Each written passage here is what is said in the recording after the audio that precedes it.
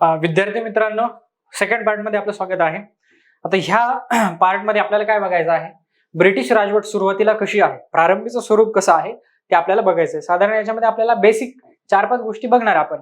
एक तर प्रशासन कसं आहे, ऍडमिनिस्ट्रेशन कसं आहे, त्याच्यामध्ये जमीन महसूल कसा आहे, शिक्षण काय आहे, प्रेस मुद्रण, मिशनरी काय कार्य करतात, आणि त्याच्यानंतर काही इन्फ्रास्ट्रक्चर पायाभूत सुविधा जे काही ब्रिटिशांच्या काळात रेल्वे पोस्ट इत्यादी जे झालेले आहेत त्याच्याबद्दल एक साधारण राजवट आपल्याला अभ्यास करायची आहे. ठीक आहे. याचा संदर्भ देतो गाठाळ सरांचं पुस्तक आणि 11वीचं पुस्तक. कटारे सरांच्या पुस्तकातले काही नोट्स ज्या आहेत त्याच्यात घेतलेल्या आहे. ठीक आहे, सुरू करूयात. गाठाळ सरांच्या पुस्तकातच ही सुरुवात दिलेली आहे आणि याच्यावरती एक प्रश्न विचारलेला आहे. 1786 ते 1818 पर्यंत ब्रिटिशांचे काही वकील पुणे दरबारात आहेत. पुणे दरबारात 4 ब्रिटिश वकील होऊन गेले 1818 पर्यंत. 1818 संपलेलं आहे.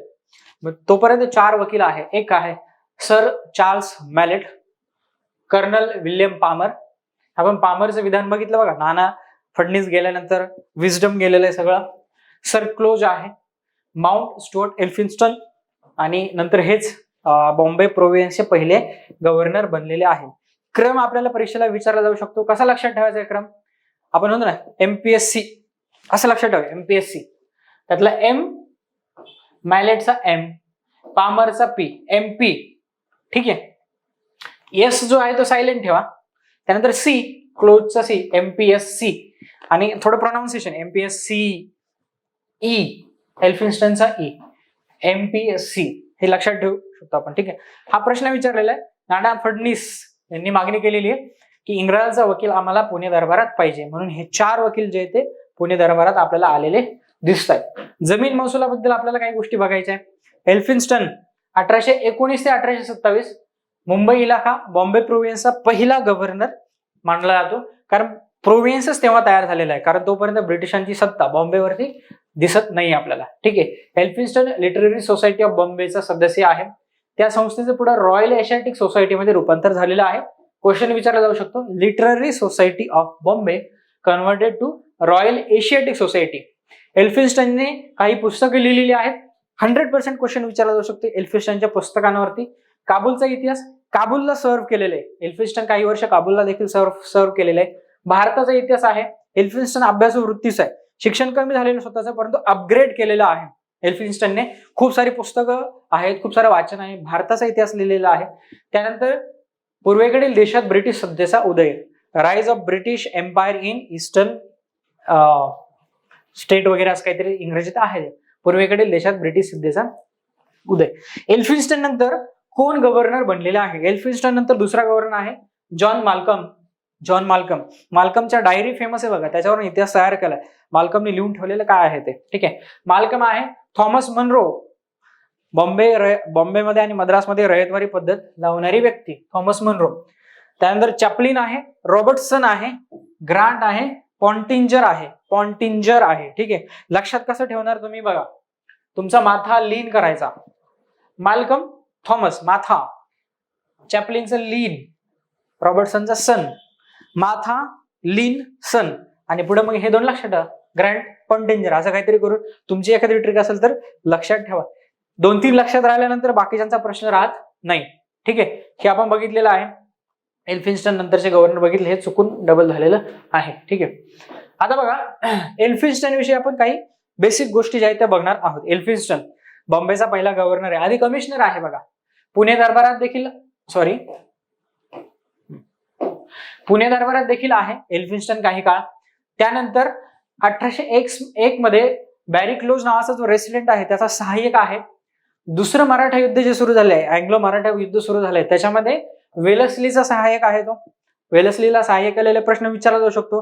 कॉन्ट्रीब्युशन काय, पॉलिटिकल कॉन्ट्रीब्युशन जे एल्फिन्स्टनचं, त्याच्यावरती विचारला जाऊ शकतो. भोसलेंच्या दरबारात रेसिडेंट आहे, पुणे दरबारात आहे, भोसलेंच्या दरबारात देखील रेसिडेंट आहे. त्यानंतर शिंद्यांच्या दरबारात देखील गेलेला आहे एल्फिन्स्टन. थोडं आदरार्थी बोलायला पाहिजे, पण बोलायची सवय नसल्यामुळे ते गेला आलं होतं, समजून घ्या. एल्फिन्स्टन गेले कारण महाराष्ट्रावर त्यांचे फार उपकार आहेत, शैक्षणिक दृष्ट्या देखील. ठीक आहे. सो एल्फिन्स्टन शिंदेच्या दरबारात देखील गेलेले आहेत. 1808 मध्ये लॉर्ड मिंटोची ऑर्डर आहे, त्या मिंटोच्या ऑर्डरवरून काबूलकडे, आपण मगाशी बघितलं काबूलचा इतिहास का लिहिलेला आहे, कारण तिकडे गेलेले आहेत, काबूलकडे गेलेले आहेत बंदोबस्त करण्यासाठी, शाह सुजा बरोबर गेलेले आहेत, कॉपरेशन केलेलं आहे. त्यानंतर 1811 पुण्याकडे पेशव्यांकडे रेसिडेंट आहे. तिसरं युद्ध जे आहे त्याच्यात खडकी आणि कोरेगाव ज्या लढाया झालेल्या आहेत तिथे एल्फिन्स्टनचं नेतृत्व आहे पर्टिक्युलरली. क्वेश्चन, आता याच्यामध्ये जे काही बोल्ड दिसतं ते सगळं क्वेश्चनचे पॉइंट आहेत तुम्हाला, ठीक आहे. त्यानंतर 1818 ते 1819 कमिशनर आहे, 1927 जे ते गव्हर्नर आहे. गव्हर्नर कधी आहे, 1927, आणि 1818 ते 19 कमिशनर आहे, डेक्कनचे कमिशनर आहेत ते. म्हणजे पेशवाई संपल्यानंतर 1 वर्ष कमिशनर, त्याच्यानंतर 1 वर्षाने पहिले गव्हर्नर जे बनलेले आहेत, ठीक आहे. सामाजिक क्षेत्र, राजकीय क्षेत्र याच्यामध्ये त्यांनी बरंचसं त्याच्यामध्ये त्यांचा सहभाग आहे. प्रताप सिंहाचं प्रकरण जे ते आपण बघितलेलं आहे. इम्पॉर्टंट बघा, एकदा जसा प्रिलिमला प्रश्न विचारला नाही राज्यसेवेच्या की कलेक्टरकडचे न्यायिक अधिकार कोणी काढून घेतले, ठीक आहे, तर ते कॉर्नवॉलिसने काढून घेतलेले. कॉर्नवॉलिस म्हणायचा की मला सेपरेशन ऑफ पॉवर करायचंय, ज्युडिशियल पॉवर वेगळे असले पाहिजे, एक्झिक्युटिव्ह पॉवर वेगळे असले पाहिजे, एकत्र नको यायला. तसं एल्फिन्स्टनच्या बाबतीत काय सांगता येतं, कलेक्टर कशासाठी आहे, बेसिकली आपण वॉरेन हेस्टिंग पासून जर बघितलं तर पैसा कलेक्ट करणे, म्हणजे दिवाणी काम आहे, सिव्हिल काम आहे, एक्झिक्युटिव्ह काम आहे. त्याच्याकडे फौजदारी न्याय, क्रिमिनल लॉ, क्रिमिनल जस्टिस म्हणजेच कार्यकारी काम आणि त्याच्यानंतर न्यायिक काम, दोन्ही कलेक्टरकडे अधिकार दिलेले आहे. प्रश्न विचारला जाऊ शकतो, ठीक आहे. गुजरातचा जो भाग आहे बॉम्बेच्या इलाक्यात, तिथे आधी जे फारसी भाषा वापरली जाते त्याच्याऐवजी गुजराती भाषा इंट्रोड्यूस केलेली आहे राज्यकारभारामध्ये, ठीक आहे. आणि 1827 मध्ये 27 कायद्यांची एक एल्फिन्स्टनने संहिता तयार केलेली जी आहे, ज्याला एल्फिन्स्टन कोड असं म्हटलं जातं. म्हणजे हिंदूंचे वेगवेगळे कायदे जे आहेत ते एकत्र केलेले आणि त्याला एक स्वरूप देण्याचा प्रयत्न केलेला आहे. कॉर्नवॉलिसचा कोड होता बघा, याच्या आधी कॉर्नवॉलिसने तसा प्रयत्न केला, तसा प्रयत्न एल्फिन्स्टनने केलेला आहे, ठीक आहे. 1827 कायदे लक्षात ठेवायला देखील सोपं आहे, ठीक आहे. त्याच्यानंतर अजून काय कॉन्ट्रीब्युशन आहे, शिक्षणासाठी प्रयत्न केला स्थानिक लोकांच्या. बघा एल्फिन्स्टन स्कॉटिश आहे, स्कॉटलंड मधले लोक बऱ्यापैकी चांगले होते, भारतासाठी चांगलं काम केलेलं आहे. एक्सेप्ट म्हणजे एल्फिन्स्टन सगळ्या गोष्टीत चांगले, फक्त वृत्तपत्रांच्या बाबतीमध्ये ज्याला म्हणतो ना ऑर्थोडॉक्स त्यांचा व्ह्यू आहे की वृत्तपत्रांना जास्त स्वातंत्र्य द्यायला नको हे म्हणणे, बाकी सगळ्या गोष्टी त्यांच्या चांगल्याच आहे, ठीक आहे. शिक्षणासाठी प्रयत्न केलेला आहे. शिक्षण मातृभाषेतून द्या प्लस इंग्रजीतूनही द्या, दोन्ही भाषेतून द्या, मातृभाषेला सोडू नका. दक्षिणा फंड काढा असं सांगितलेलं आहे. म्हणजे काय, तुम्ही लोकांनी त्या फंडामध्ये दक्षिणा द्या, बाकी तुम्ही धार्मिक दक्षिणा देता, त्याऐवजी त्या दक्षिणा तुमच्या शिक्षणाला वापरण्यात येतील. शेवटपर्यंत अविवाहित राहिलेला आहे. वेगवेगळ्या भाषांचा अभ्यास आहे, Greek, Latin, Persian, English, French, Italian भाषांचा अभ्यास केलेला आहे. हुशार माणूस आहे तसं बघितलं तर, विद्वान आहे.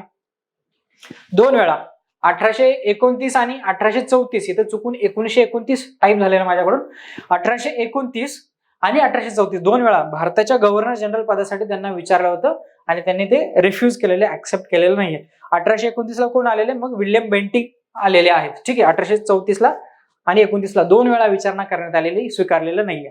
एल्फिन्स्टन यांना महालवारी पद्धतही नको होती, कायमधारा पद्धतही नको होती. त्यांना कुठली पद्धत हवी होती, त्यांना मौजेवारी पद्धत हवी होती, जमीन महसुलाची मौजेवारी पद्धत हवी होती. परंतु त्यांच्या मृत्यूनंतर महाराष्ट्रामध्ये लागली गेलेली आहे रयतवारी पद्धत, ठीक आहे. महालवारी पद्धतही नकोय त्यांना, कायमधारा पद्धती नकोय, त्यांना मौजेवारी पद्धत हवी होती, परंतु लागली गेलेली रयतवारी. हा क्वेश्चन विचारलेला आहे. एल्फिन्स्टनला कुठली पद्धत जी आहे महसुलाची पद्धत त्यांना लावायची होती, ठीक आहे. कायमधारा पद्धत कुठे, बंगालमध्ये आहे, कुणी लावली, कॉर्नवॉलिसने लावलेली. महालवारी जी आहे ती पंजाब, अवध, जे साधारण नॉर्थ कडचे जे प्रांत जे आहे, हॉल्ट मॅकेन्झी जनक मानले जातात महालवारी पद्धतीचे. रयतवारी पद्धतीचे जनक कोण आहे, थॉमस मनरो, ठीक आहे. मनरोने मद्रासमध्ये सुरू केलं, नंतर बॉम्बेमध्ये देखील आणलेलं आहे, ठीक आहे. सो रयतवारी पद्धत जी ती लावली नाहीये, नंतर लागली गेलेली आहे. ग्रंथ कुठले, report on territorial conquered from the Peshwas, पेशव्यांकडून घेतलेल्या प्रदेशांविषयी त्यांनी ग्रंथ लिहिलेला आहे. हिस्ट्री ऑफ इंडिया, भारताचा इतिहास आहे हा, हे मगाशी बघितलं बघा. Rise of British power in the East, त्यानंतर account of the kingdom of Kabul नावाचा ग्रंथ, हे त्यांनी ग्रंथ लिहिलेले आहेत, ठीक आहे. प्रश्न विचारला जाऊ शकतो आपल्याला.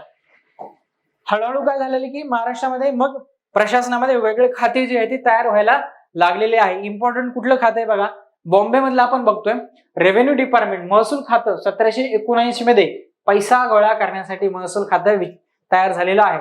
त्याच्यानंतर ज्युडिशियल डिपार्टमेंट 1795 ला तयार झालेला आहे, हे इम्पॉर्टंट आहे. त्यानंतर पब्लिक वर्क डिपार्टमेंट 1855 ला सुरू झालेला आहे. पब्लिक वर्क्स डिपार्टमेंट भारतामध्ये सुरू करण्याचं श्रेय लॉर्ड डलहौसीकडे जातं बघा. डलहौसीने पब्लिक वर्क डिपार्टमेंट सुरू केलेला आहे. ठीक आहे, साधारण असे डिपार्टमेंट महाराष्ट्रात सुरू झाले, प्रशासन सुरू झालेलं आहे महाराष्ट्रामध्ये. दुसरे गव्हर्नर जे आहे जॉन माल्कम आहे. जॉन माल्कमचं काय कॉन्ट्रीब्युशन आहे तर इंजिनिअरिंग नॉलेज सगळ्यांना देण्याचा प्रयत्न केलाय, खुलं केलेलं आहे ते. दुसरं एक इम्पॉर्टंट गोष्ट काय बघा जॉन माल्कम यांची, महाबळेश्वरला थंड हवेच्या ठिकाणाचा दर्जा दिलेला आहे. महाराष्ट्रामध्ये हॉर्टिकल्चर सोसायटीची स्थापना केलेली आहे जॉन माल्कम यांनी. ठीक आहे, गावठी शाळा ज्याला व्हर्नॅक्युलर स्कूल्स असं म्हणू शकतो, व्हर्नॅक्युलर, तर ह्या गावठी शाळांचा एक समन्वय प्रशासनाशी साधण्याचा प्रयत्न केला. म्हणजे काय, प्रशासनाला जे पाहिजे ते त्या शाळांमधून पुरवा. ठीक आहे, त्यानंतर भिल्लांच्या मुलांसाठी पुनर्वसन करण्यासाठी भिल्लांच्या मुलांसाठी शाळा काढलेल्या आहेत. ग्रंथ काय लिहिलेले, प्रचंड ग्रंथ लिहिले, मोठे ग्रंथ लिहिलेले विद्वान आहे. The memoirs of central India, memoirs म्हणजे जे काही तुम्ही बघितलं, आठवलं, लिहिलं. हिस्ट्री ऑफ पर्शिया लिहिलेला आहे बघा, इम्पॉर्टंट आहे. आपल्याला समजा प्रश्न विचारला, आपल्याला वाटेल माल्कमचा पर्शियाचा काय संबंध, पर्शियाचा लिहिलेला आहे. द गव्हर्नमेंट ऑफ इंडिया पुस्तक लिहिलेलं आहे. आणि the life of Clive, Robert Clive विषयी त्यांनी लिहिलेलं आहे, इम्पॉर्टंट आहे बघा, याच्यावरती प्रश्न विचारला जाऊ शकतो. रॉबर्ट क्लाइव्ह विषयी लिहिते कोण, माल्कम. ठीक आहे, आता बघा रयतवारी पद्धत महाराष्ट्रामध्ये लागली गेलेली आहे. रयतवारी पद्धत बद्दल आपल्याला थोडंसं माहित पाहिजे. सुरुवात केलेली आहे थॉमस मनरोने. पहिला प्रयोग कुठे झालेला आहे, मद्रासमध्ये झालेला आहे. मद्रासला ही इंट्रोड्यूस केली गेली आहे. त्यानंतर बॉम्बे प्रोव्हिन्स मध्ये देखील ही रयतवारी पद्धत इंट्रोड्यूस केली गेलेली आहे. बॉम्बेमध्ये म्हणजे मुंबई प्रांत आपण त्याला म्हणूया, बॉम्बेमध्ये पहिला प्रयोग रयतवारी पद्धतीचा कुठे केलेला आहे, इंदापूर तालुका पाहिजे, जिल्हा झाले, इंदापूर तालुक्यात पहिला प्रयोग केलेला आहे. 51% भूमीला लागू आहे रयतवारी पद्धत. ठीक आहे, महसुलाचं प्रमाण खूप आहे, म्हणजे किती आहे, जवळपास 50 ते 60-66%. तुम्हाला 100 रुपयाचं एवढं तुमचं जर उत्पन्न असेल शेतीतलं तर 50-60 रुपये सरकारला द्या. वरून सरकार काय सांगतं, तुम्हाला परवडत असेल तर ही रयतवारी पद्धतीचा महसूल भरा, अन्यथा जमीन कसायचं सोडून द्या, जमीनच सोडून द्या तुम्ही. प्रचंड शोषण जे आहे ते आपल्याला इथं दिसून येतं बघा. आता एक कन्सेप्ट इथं क्लिअर करणं आपल्याला गरजेचं आहे. काय कन्सेप्ट आहे ती, रयतवारी पद्धत जी आहे, सुरुवात जी झाली मद्रासमध्ये 1772 ला. मद्रासमध्ये बारामहाल नावाचा जिल्हा आहे. बारामहल पण महाल पण शब्द आहे. इथे पहिली जी आहे ती रयतवारी पद्धत सुरू झालेली आहे. रयतवारीचा पहिला प्रयोग जो आहे तो इथे झालेला आहे. ठीक आहे, रयतवारी पद्धत मध्ये काय बघा, आता रयतवारी पद्धतीच्या आधी बंगालमध्ये कॉर्नवॉलिसने एक पद्धत लावली आहे. एक सिंपल बघा, आधी वॉरन हेस्टिंग आहे. मी आता थोडं इंग्रजीमध्ये शॉर्टकट मध्ये लिहितो. वॉरन हेस्टिंगने कुठली पद्धत जमीन महसुलाची लावलेली आहे, बोली पद्धत. बोली म्हणजे तुम्ही महसूल गोळा करून द्या आम्हाला, आणि त्यातला काही पर्सेंट तुम्ही ठेवा आणि आम्हाला काही पर्सेंट ठेवा. जो जास्त बोली लावेल त्याला आम्ही महसूल गोळा करण्याचे अधिकार देऊ. बोली पद्धतीला काही ठिकाणी रेव्हेन्यू फार्मिंग म्हणतात. रेव्हेन्यू फार्मिंग पद्धत बोली पद्धतीमध्ये. आता वॉरन हेस्टिंगचं म्हणणं काय की ही जमीन कोणाची, इथे जे लोक राहतात ही जमीन कोणाची, तर वॉरन हेस्टिंगचं काय म्हणणं आहे, जमीन सगळी गव्हर्नमेंटची. म्हणजे आपण एक चार्ट असा तयार केला, इथं चार्ट म्हणण्यापेक्षा मी एक असं स्ट्रक्चर तयार करतो. इथं याच्यामध्ये 3 भाग असे मी समजा केले. इथं आहे गव्हर्नमेंट, इथं काय आहे मध्यस्थ लोक, आणि इथे जे आहे ते आहे शेतकरी. समजा आपण असं काहीतरी समजलं तर. आता इथे वॉरन हेस्टिंग काय म्हणतोय, जमीन कोणाची, सगळी गव्हर्नमेंटची, सरकारची जमीन आहे, आणि लोक जे आहे ते त्या जमिनीला कसतायत. ठीक आहे, हे वॉरन हेस्टिंगचं बेसिक आहे. त्यानंतर कॉर्नवॉलिस आलेले आहे. कॉर्नवॉलिसने 1793-95 ला बंगालमध्ये कायमधारा पद्धत लावलेली आहे. कायमधारा म्हणजे फिक्स. 1790 साली एखाद्या जमिनीचा तुकडा आहे, त्या जमिनीच्या तुकड्याचा किती कर भरला जात होता, तो 1790चा कर जो तो फिक्स केला आणि तो पुढचे काही वर्ष फिक्स केलेला आहे. त्याला कायम धारा पद्धतीमध्ये म्हणजे वाढवायचाच नाही. पण इथे बेसिक डिफरन्स काय आहे ह्या कायम धारा पद्धतीमध्ये? कायम धारा पद्धतीमध्ये असं मानलं गेलं, जमीन ही सरकारची नाही, त्याला त्या जमिनीवरती कसणारे जे शेतकरी आहे त्यांची देखील ही जमीन नाहीये. ही जमीन कोणाची? तर ह्या मध्यस्थ लोकांची. आणि कॉर्नवॉलिसने काय सांगितलं? हे मध्यस्थ लोक कोण? जमीनदार. जमीनदार.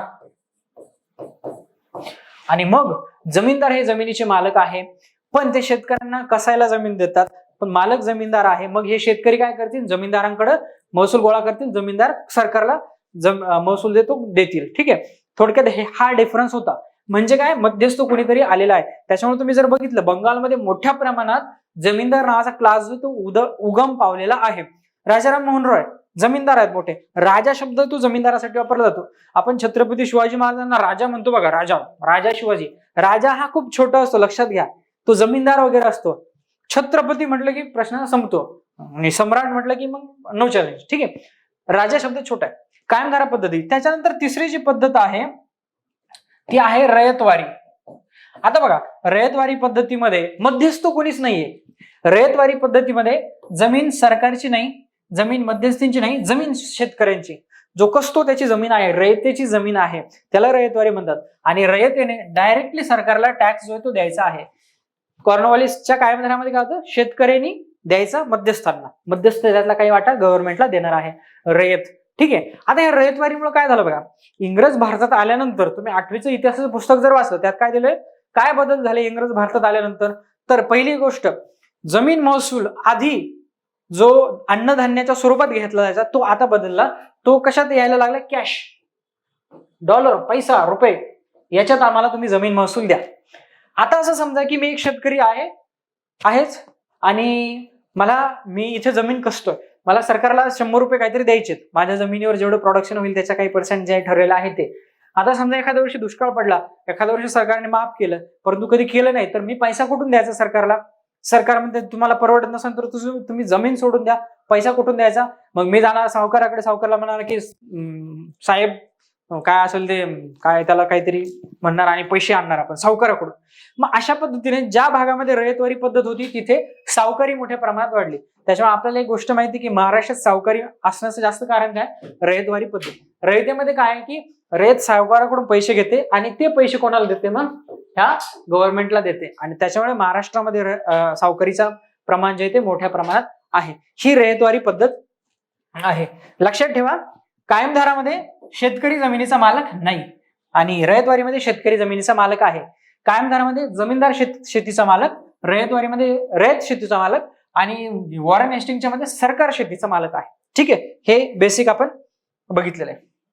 इनाम कमिशन आलेला आहे.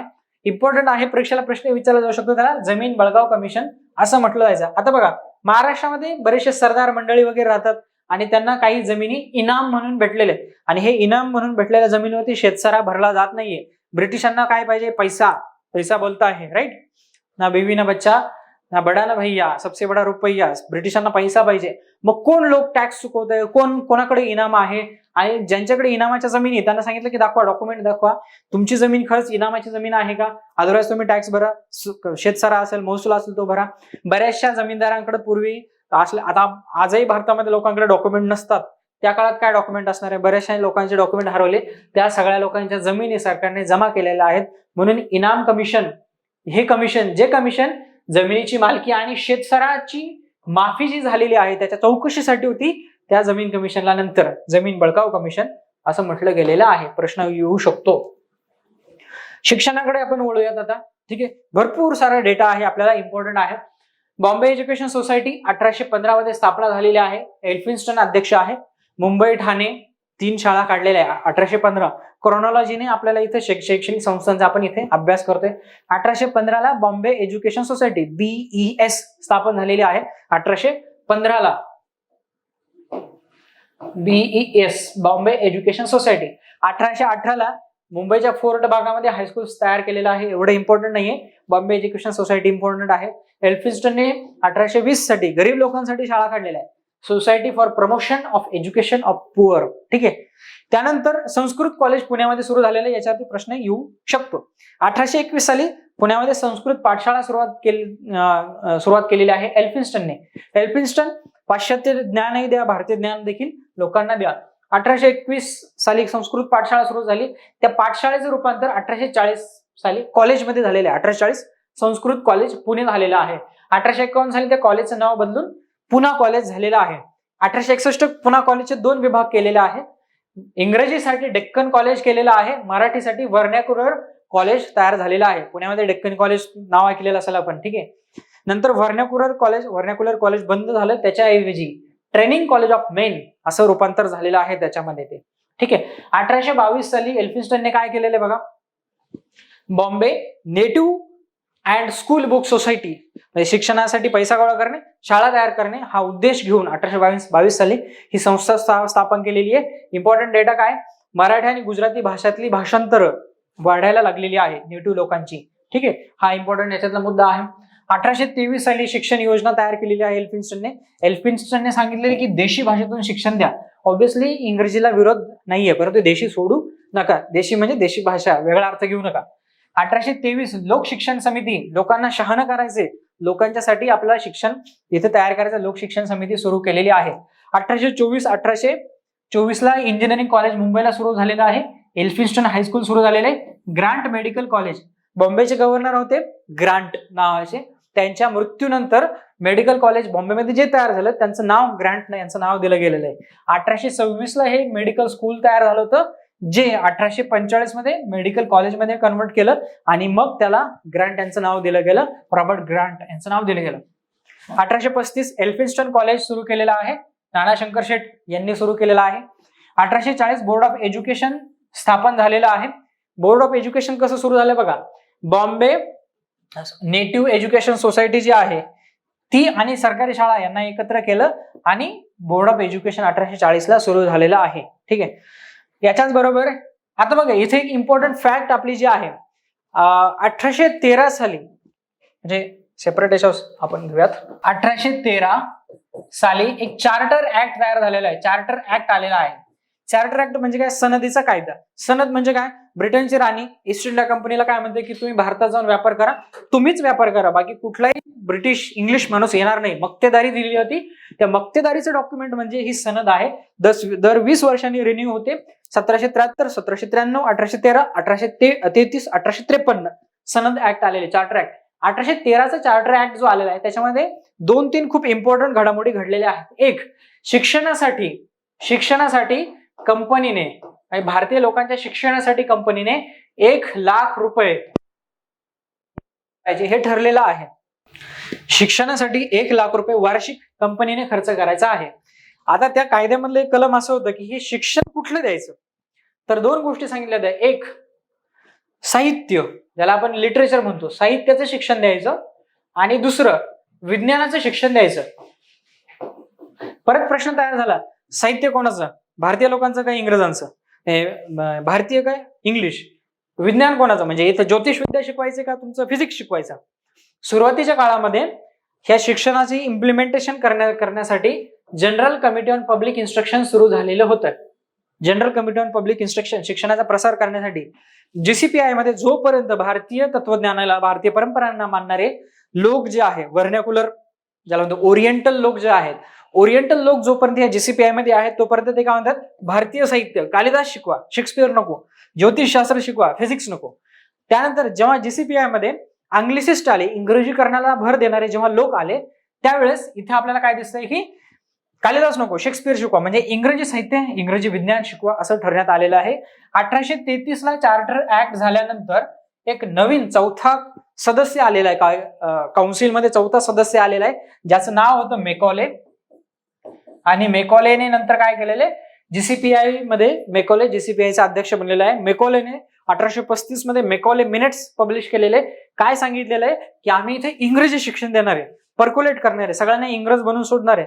2 फेमस वाक्य बघा मेकॉलेचे, काय की आम्हाला इथं असं इंग्रजी एज्युकेशन द्यायचंय ज्या इंग्रजी एज्युकेशनने भारतीय लोक भारतीय असतील, परंतु रंगाने आणि रक्ताने भारतीय असतील, परंतु चवीने इंग्लिश असतील. Indians by colour and blood but English by taste. आणि दुसरी गोष्ट की यांचं साहित्य एवढं सुमार दर्जाचं आहे, भारतीय लोकांचं एकदम कमी दर्जाचं आहे. A single shelf of a good European library is worth of whole native literature of India and Arabia. India अरेबियामध्ये जेवढं लिटरेचर आहे तेवढं लिटरेचर आमचं एका कपाटातल्या ड्रॉवर मध्ये बसतो, असं मेकॉलेचं म्हणणं आहे.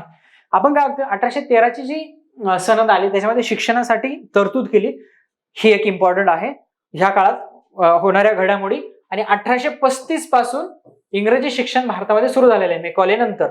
झिरपता सिद्धांत, डाऊनवर्ड फिल्ट्रेशन थिअरी. मेकॉले काय म्हटलं, समाजातल्या उच्चभ्रू वर्गातल्या लोकांना आम्ही शिक्षण देऊ, ते लोक दुसऱ्यांना शिकवतील, पर्क्युलेशन होईल. तसं काही झालेलं नाही. वुडचा खलिता म्हटला खालून वर शिक्षण द्या, वरून खाली येत नाहीये. 1854चा Magna Carta of Indian education, वुडचा खलिता. ठीक आहे. दुसरी काय गोष्ट होती याच्यामध्ये, 1813ला मिशनरींना भारतामध्ये धर्म प्रचार मिशनरी, ख्रिस्ती मिशनरी जे आहे मिशनरी, त्यांना धर्माचा प्रसार आणि प्रचार करण्याची फुल परमिशन भारतामध्ये भेटलेली आहे.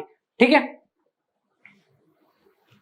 तर ह्या दोन इम्पॉर्टंट गोष्टी ज्या आहेत आपल्याला इथं ह्या याच्या रिलेटेड असल्यामुळे आपण बघितल्या. ठीक आहे. शिक्षणाच्या बाबतीमध्ये आपण गोष्टी बघतोय. मेकॉलेचं 1835 माहिती आपल्याला की इंग्रजी शिक्षण द्या. हार्डिंगने घोषणा केली 1844 साली, लॉर्ड हार्डिंगने, की जो इंग्रजी शिक्षण घेईल त्याला आम्ही सरकारी नोकरी देऊ. मग काय आलं की सगळे पळायला लागले इंग्रजी शिक्षण घ्यायला. इंग्रजी शिक्षणाचा व्यावहारिक दृष्ट्या उपयोग होता म्हणून लोकांनी इंग्रजी शिक्षण घ्यायला सुरुवात केली.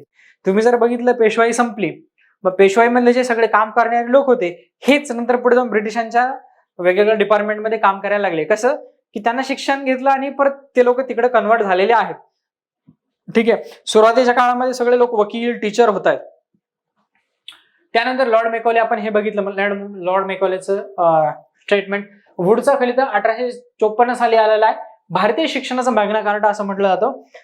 त्यांनी काय सांगितलंय, मेकॉले जसं म्हटलं ते की वरून खाली शिक्षण पाझरत येईल, तसं झालेलं नाही. मग काय करा, खालून लोकांना वर शिक्षण जे आहे ते सुरुवात करा. मग प्राथमिक शिक्षणाची जबाबदारी कंपनीने घ्या. प्राथमिक शिक्षण प्रायमरी एज्युकेशन तुम्ही प्रादेशिक भाषेतून द्या. म्हणजे पहिली दुसरीच्या पोरांना मुलांना मराठीतूनच शिकवा, इंग्रजीत शिकू नका. प्राथमिक शिक्षण प्रादेशिक भाषेतून. त्यानंतर ज्या खाजगी शाळा आहे, प्रायव्हेट स्कूल्स, त्यांना सरकारने अनुदान द्यावं. इम्पॉर्टंट आपण तरतुदी बघतोय. खाजगी शाळा अनुदान देण्याची तरतूद आहे. त्याच्यानंतर माध्यमिक शिक्षणापर्यंत मातृभाषेतून शिक्षण द्या. उच्च शिक्षण मात्र इंग्रजीतून द्या. आणि उच्च शिक्षण इंग्रजीतून देण्यासाठी विद्यापीठ युनिव्हर्सिटी स्थापन करा. ठीक आहे. त्यानंतर इम्पॉर्टंट गोष्ट की वुमेन्स एज्युकेशन, स्त्री शिक्षणावरती देखील तुम्ही भर दिला पाहिजे. लंडन विद्यापीठासारखे भारतामध्येही विद्यापीठ स्थापन करा. मुंबई, कोलकाता, चेन्नई या ठिकाणी विद्यापीठांची निर्मिती करायला सांगितलेली आहे. प्रत्येक प्रांतात शिक्षणासाठी खातं सुरू करायला सांगितलेलं डिपार्टमेंट. शिक्षकांसाठी ट्रेनिंग स्कूल तयार करायला सांगितलेलं आहे, जेणेकरून शिक्षक चांगल्या पद्धतीने शिकवतील. आता 1854चा वुडचा खलिता बघितला आपण. वुड कोण आहे, नियामक मंडळाचे अध्यक्ष आहे, बोर्ड ऑफ कंट्रोल जे आहे त्याचे अध्यक्ष आहे.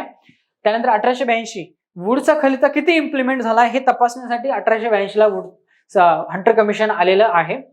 आणि त्यांनी काय सांगितलं बघा, ही सगळी जबाबदारी सरकारने न घेता भारतीय लोकांकडे जबाबदारी आहे. शाळा स्थापन करणे, लोकांना शिक्षण देणे, त्यासाठी खाजगी शिक्षण संस्था ज्या आहेत त्यांनाही तुम्ही अनुदान द्या, त्यांना प्रमोशन द्या. हे सगळं आपण बघितलं. मुस्लिम समाजाला शिक्षण द्या. मुलांच्या शारीरिक आणि नैतिक शिक्षणावरती भर द्या. आता नैतिक शिक्षण हा थोडासा ऑड वाढणारा मुद्दा.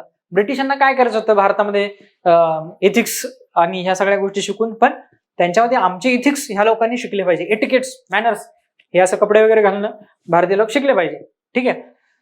नैतिक शिक्षणावरती भर द्यायला सांगितलेलं आहे. व्यक्तीची कर्तव्य, माणसाची काय कर्तव्य असावे याच्यावरती शिक्षकांनी भाषण द्यायला सुरुवात करावी. मूलभूत तत्व जे आहे ते शिकवण्यासाठी तुमचे क्रमिक पुस्तकं देखील तयार करण्याचं काम हंटर कमिशनने केलेलं आहे. इम्पॉर्टंट आहे. याच्यात सगळ्यातल्या तरतुदी ह्या आपल्याला महत्वाच्या आहे परीक्षेच्या दृष्टीनं. ठीक आहे. विद्यापीठांची स्थापना दिलेली आहे आणि वर्ष दिलेलं आहे. मुंबई आहे, कोलकाता आहे, चेन्नई आहे. 18 जुलै 1857, जानेवारी 57, सप्टेंबर 57. जर आपण क्रम जर बघितला तर पहिलं कुठलं आहे, कोलकाता विद्यापीठ पहिलं आहे. दुसरं मुंबई आहे. तिसरं चेन्नई आहे. समजा याच्यातही तीनही विद्यापीठ 1857लाच तयार झाली. मात्र जर क्रम विचारला तर हे आपल्याला माहित पाहिजे. कोलकात्याला इंग्रजांची सुरुवात झाली ना, प्लासीची लढाई, मग कोलकाता पहिलं. त्यानंतर मुंबईला या, कोलकात्यावर मुंबईला या, मग मद्रासला जा. ठीक आहे. असा असा त्रिकोण तयार करा. इथं कलकत्ता, इथं मुंबई, इथं मद्रास. पहिलं डाव्या बाजूला जा, नंतर इकडे खाली या. ठीक आहे, अशा पद्धतीनं क्रम काहीतरी लक्षात ठेवा. त्यानंतर 1887 अलाहाबाद विद्यापीठ आहे. 1887 अलाहाबाद विद्यापीठ प्रश्न विचारलेला आहे. लाहोर विद्यापीठ 1882 आहे. SNDT 1916 आहे कर्वेंचं. आणि बनारस विद्यापीठ 1916 BHU मालवीय, मदन मोहन मालवीय आणि सगळे मंडळी. ठीक आहे. प्री इंडिपेंडन्स मध्ये काही महत्वाची जी कॉलेजेस स्थापन झालेली विद्यालय, ठीक आहे, हे आपण बघितलं. संस्कृत कॉलेज 1821 ला, म्हणजे संस्कृत पाठशाला आहे, नंतर संस्कृत कॉलेज तयार झालेले. विल्सन कॉलेज 1832 ला तयार झालेले. एल्फिन्स्टन कॉलेज 1835 ला आहे. ग्रँड मेडिकल कॉलेज 1845 ला आहे. लॉ कॉलेज, हा एक मुद्दा मगाशी आलेला नव्हता, इथं आलेला होता. 1855 साली लॉ कॉलेज तयार झालेला आहे. त्याच्यानंतर फर्ग्युसन कॉलेज पुण्यामध्ये 1885 ला, ज्या वर्षी मुंबईला INC इंडियन नॅशनल काँग्रेस स्थापन झाली, त्याच वर्षी फर्ग्युसन कॉलेज इथं तयार झालेलं आहे. New Poona college, SP college 1916 ला स्थापन झालेलं आहे. हे प्रश्न विचारलेले आपल्याला. ठीक आहे. आता बघा, बॉम्बे युनिव्हर्सिटी आपण तयार केलेली आहे 1857 ला तयार 1857 1857, राईट. मग त्याच्यानंतर साधारण 5 वर्षांनी पहिली बॅच बाहेर पडलेली आहे. 4 विद्यार्थी पास झालेले आहेत. त्याच्यामध्ये 4 विद्यार्थ्यांची नावं काय बघा. रानडे महादेव MG रानडे, न्यायमूर्ती महादेव गोविंद रानडे. गांधीजींचे गुरु गोखलेंचे गुरु रानडे. आंबेडकरांनी रानडेनं थोर हा शब्द वापरला, की रानडे फार थोर होते. रानडेंना महाराष्ट्राचे सॉक्रेटिस म्हणतात. गांधीजींनी रानडेंचा उल्लेख काय केला. गांधीजी रानडेंना हिमालय एवढा मोठा माणूस म्हणायचे. रानडे मोठा माणूस, हिमालय एवढा. ठीक आहे. रानडे आहे पहिले विद्यार्थी रानडे. मोडक, आता पहिली नावं लक्षात नाही ठेवली तरी चालतात, आडनाव लक्षात ठेवा, लक्षात ठेवायला सोपे. रानडे, मोडक, वागळे, भांडरकर. रानात मोडलं बगळ्याचं भांड, असं काहीतरी तुमच्या विचित्रपणाच्या ट्रिक्स बनवून काहीतरी लक्षात ठेवा. रानात, मी असं लक्षात ठेवलं, रानात मोडलं बगळ्याचं भांड, बगळ्यावरून वागळे येईल, राईट. रानडे, मोडक, वागळे आणि भांडारकर. ठीक आहे. अशा पद्धतीने 4 विद्यार्थी उत्तीर्ण झालेले आहे. ठीक आहे. 1888 मध्ये शिक्षण प्रसारक मंडळी स्थापन झालेला आहे. शिक्षण प्रसारक मंडळी. ठीक आहे. त्याच्यानंतर 1860 पुना कॉलेज तयार झालेले. पुना कॉलेजचं रूपांतर नंतर डेक्कन कॉलेजमध्ये झालेलं आहे. 1885 फर्ग्युसन कॉलेज आहे. ठीक आहे. न्यू पुना कॉलेज 1916, मगाशी आपण जे बघितलं सध्याचं सर परशुराम भाऊ महाविद्यालय, त्याला आधी न्यू पुना कॉलेज म्हणायचे. न्यू पुना कॉलेजच नाव नंतर सर परशुराम भाऊ पडलेलं आहे. त्यानंतर 1865 पुण्यात इंजिनिअरिंग महाविद्यालय निघाला आणि त्याच्यात कृषीचं पण शिक्षण द्यायचे. लक्षात ठेवा, असं थोडंसं आपल्याला फसवण्यासाठी काहीतरी करतील. इंजिनिअरिंग कॉलेजमध्ये कृषीचं शिक्षण, yes.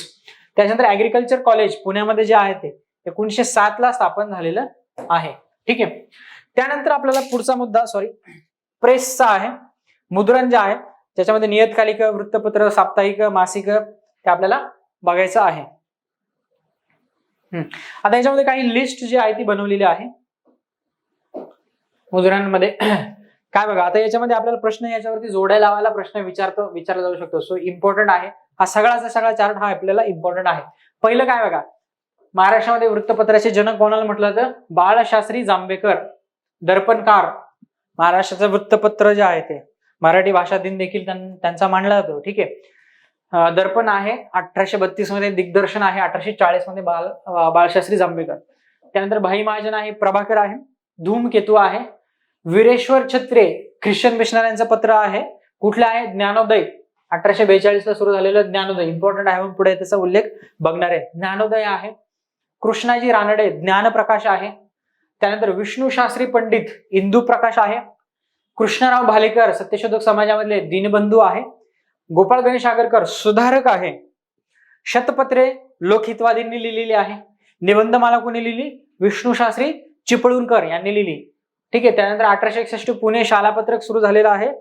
Raosaheb Vishwanath Mandlik native opinion सुरू केलेला आहे. बेहरामजी मलबारी द पुना ऑब्झर्व्हर सुरू केलेला आहे. दादाभाई नौरोजींनी रास्त गुफ्तार सुरू केलेला आहे. ठाण्यावरून अरुणोदय नावाचं वृत्तपत्र प्रकाशित होतं. अरुणोदय बघा, बाबा पद्मनजी महाराष्ट्रामध्ये ख्रिस्ती धर्म स्वीकारणारे आहेत, ते खूप ख्रिस्ती लोकांमध्ये खूप फेमस झालेले बाबा पद्मनजी. त्यांचं आत्मचरित्र अरुणोदय नावाचं आहे. आणि हे अरुणोदय ठाण्यावरून प्रकाशित होणारं वृत्तपत्र हे वेगळं आहे. ठीक आहे, हा सगळा चार्ट जो आहे तो आपल्याला इम्पॉर्टंट आहे परीक्षेच्या दृष्टीनं. याचा स्क्रीनशॉट मारून घ्या किंवा तुम्ही लिहू शकत असाल तर हे लिहून देखील घ्या. ठीक आहे, नेक्स्ट स्लाइड आपण बघूयात वृत्तपत्रांच्या रिलेटेड. आता बघा, केसरी 1881 पुण्यामध्ये स्टार्ट झालेला आहे. केसरी 1881. त्याच्यानंतर केसरी सुरू कोणी केले? आगरकर आणि टिळक दोघांनी मिळून सुरू केलेले केसरी. ठीक आहे, मराठा पुण्यावरून सुरू केलेले लोकमान्य टिळकांनी. केसरीमध्ये आगरकर आणि टिळक दोघे आहेत, मराठामध्ये टिळक आहेत. ठीक आहे, त्याच्यानंतर विगो विजापूरकर विश्ववृत्त आहे.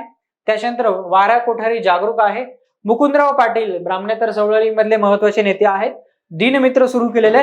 विचार लहरी कृष्णशास्त्री चिपळूणकर, विचार लहरी ख्रिस्ती धर्म प्रचारकांना विरोध करणारं वृत्तपत्र म्हणून याचं नावलौकिक आहे, विचार लहरी आहे. तसंच सद्धर्म दीपिका देखील आहे, ख्रिस्ती धर्माच्या प्रसाराला विरोध करणार. ज्ञान प्रसारक कोल्हापूरवरून पब्लिश होते. हरिनारायण आपटे पण लक्षात कोण घेतो ही कादंबरी त्यांनी करमणूक मधून पब्लिश केली होती. सुरुवातीला करमणूक खूप फेमस झालं होतं बघा. शिम परांजपे काळ नावाचं यांचं हे वृत्तपत्र आहे. ठीक आहे, सो वृत्तपत्रांची ही लिस्ट आहे इम्पॉर्टंट परीक्षेच्या दृष्टीनं. अजून काही वृत्तपत्र जे आहे ते आपण बघूयात. विचार लहरी पुण्यावरून सुरू झालेला आहे. ज्ञानप्रसारक कोल्हापूरवरून आहे. वर्तमान संग्रह कोल्हापूर आहे. त्याच्यानंतर शुभसूचक सातारा आहे. ठीक आहे, सोलापूर समाचार सोलापूरवरून आहे. पुणे वैभव पुणेवरून आहे. सत्य दीपिका मुंबईवरून आहे. ठीक आहे, ही काही महत्वाची आपण वृत्तपत्र बघितली. आता बॉम्बेमध्ये त्या काळात काही इंग्रजी वृत्तपत्र देखील पब्लिश होत आहे. ठीक आहे, तर त्या वृत्तपत्रांची काही नाव आपण बघूयात.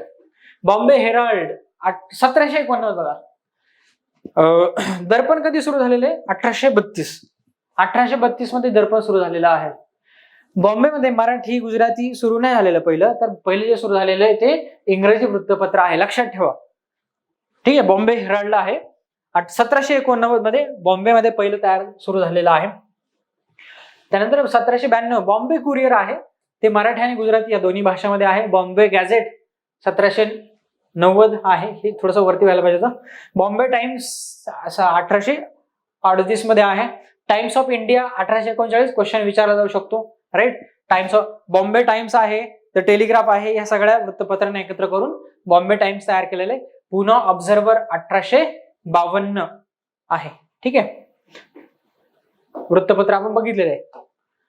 त्यानंतर आता काही वृत्तपत्रांविषयी आपल्याला स्पेशल माहिती जी आहे, गरजेची आहे आपल्याला, जी इम्पॉर्टंट आहे ते आपण बघणार आहोत. दर्पण आहे, बाळशास्त्री जांभेकर, ज्याला म्हणतो की वृत्तपत्र इतिहासाचे, वृत्तपत्रांचे जनक, मराठी पत्रकारांचे, पत्रकारितेचे जनक, समता व्यक्ती स्वातंत्र्यावरती भर दिलेले. दर्पण जे आहे ते 8.5 वर्ष चाललेलं आहे. 1832 मध्ये सुरू होऊन साधारण 39 दरम्यान संपलेलं. ठीक आहे, पैसा वगैरे संपल्यानं चालवायला परवडत नाही आणि त्यांच्यावरती खटला देखील भरला गेला होता बाळशास्त्री जांभेकरांवरती, राईट. 300 वर्गणीदार होते. म्हणजे आताच्या दृष्टीने बघितलं 300 म्हणजे काय, एका खेडेगावामध्येच ते वृत्तपत्र. कारण अजूनही 95% लोक निरक्षर, वाचणार कोण आहे? वाचणारे लोक फार कमी, परंतु सुरुवात होणं महत्वाचं आहे आपल्याला. ठीक आहे, दर्पण इम्पॉर्टंट आहे त्यासाठी. 8.5 वर्ष झाले. दर्पण बंद झाल्यानंतर बाळशास्त्री जांभेकरांनी दिग्दर्शन सुरू केलेलं आहे. बाळशास्त्री जांभेकर फिजिक्स शिकवायचे, मॅथ्स शिकवायचे, खगोलशास्त्र शिकवायचे, त्यांना गणित देखील येत होतं. साहित्य आणि विज्ञान ह्या दोन्ही गोष्टींचा संगम जो आहे तो बाळशास्त्री जांभेकरांनी घातलाय. भरपूर साऱ्या भाषा त्यांना येत आहेत. विद्वान आहे बाळशास्त्री जांभेकर. ठीक आहे, त्याच्यानंतर प्रभाकर आहे, भाऊ महाजनचं 21 वर्ष चाललेलं आहे. हे प्रभाकर मध्ये काय होतं, बऱ्याचशा वृत्तपत्रांचा मजकूर जो आहे तो ट्रान्सलेटेड होऊन भाऊ महाजन पब्लिश करायला. म्हणजे भारतात काय चाललंय, दक्षिणेत काय चाललंय, इकडं काय चाललंय, बंगालमध्ये काय चाललंय, तर ते महाराष्ट्रातल्या जनतेला कळावं म्हणून भाषांतरित करून हे छापायचं काम आहे. साताऱ्याच्या प्रताप सिंहाचं जे प्रकरण जे आहे ते देखील प्रभाकर मध्ये छापून आलेलं आहे. फ्रेंच क्रांतीची माहिती देणारी लेखमाला ही पब्लिश केलेली आहे. कोणी? प्रभाकरने. इम्पॉर्टंट आहे फ्रेंच क्रांती. त्याच्यानंतर ब्रिटिश राजवटीचे दोष आणि फायदे ते दोन्ही जे आहेत ते आपल्या ह्या पत्रामध्ये प्रभाकरमध्ये त्यांनी सांगितलेलं आहे.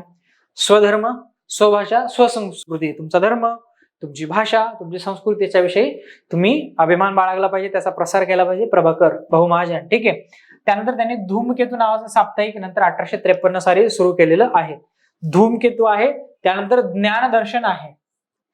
भाऊ महाजन प्रभाकर, भाऊ महाजनांनी प्रभाकर सुरू केले, धूमकेतू सुरू केलेले, ज्ञानदर्शन देखील सुरू केलेलं आहे.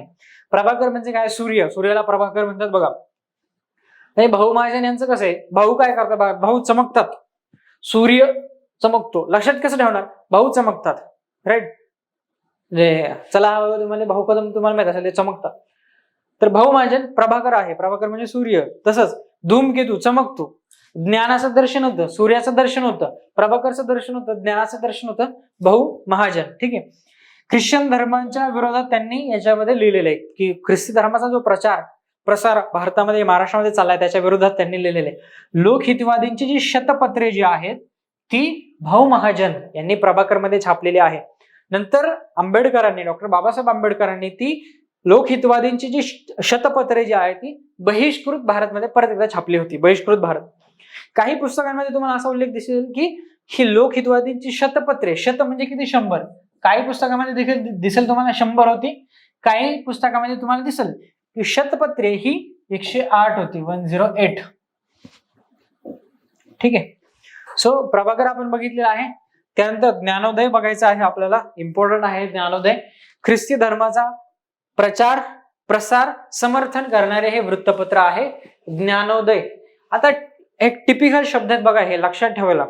म्हणजे जनरली उदय, थोडक्यात ख्रिस्ती धर्माचा जो प्रकाश, ख्रिश्चन लाईट जी ती भारतामध्ये आम्ही आता देतोय. म्हणजे ख्रिस्ती धर्माचा सूर्य जो आहे तो उदय होतोय महाराष्ट्रामध्ये, भारतामध्ये.